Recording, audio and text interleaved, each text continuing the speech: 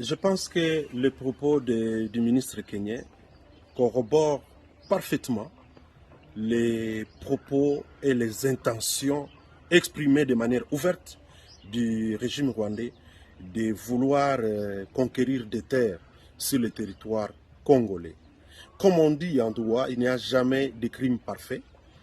Je pense que les complots qu'il y a dans cette région viennent de commettre l'erreur d'oublier ou de repasser sur la scène du crime.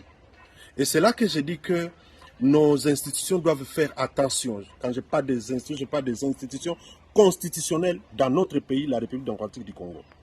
Il faut qu'ils fassent attention et qu'ils tiennent beaucoup à cœur les aspirations des Congolais, du peuple congolais, qui aspire à l'intégrité du territoire et qui ne voudrait pas céder une portion du territoire national à n'importe quel pays voisin.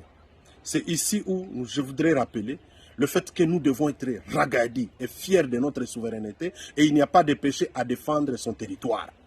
Tout en restant ouvert, nous estimons que nous devons garder l'idée en tête de protéger seul notre territoire. C'est à ce niveau où j'en appelle à donner les moyens nécessaires à nos forces loyalistes de ne pas nous confier, d'ailleurs, nous confier à des forces étrangères, de East Africa Community soit-elle, des Nations Unies. Ça serait le manque de doute de soi. Nous devons d'abord faire preuve de cette détermination de défendre notre territoire avant de recourir aux mercenaires ou aux pays amis. Donc selon vous, il faut contrôler FARDC.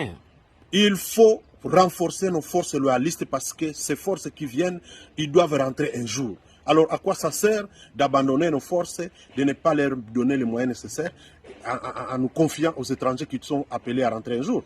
Voilà pourquoi j'insiste, nos populations sur toute l'étendue du territoire doivent soutenir sans faille, inconditionnellement, nos forces loyalistes pour les pousser vers la victoire. Nous devons également, au contraire, au lieu d'aller dans les groupes armés, dans les groupes dits Wazalendo, renforcer nos forces loyalistes en leur dotant des effectifs nécessaires.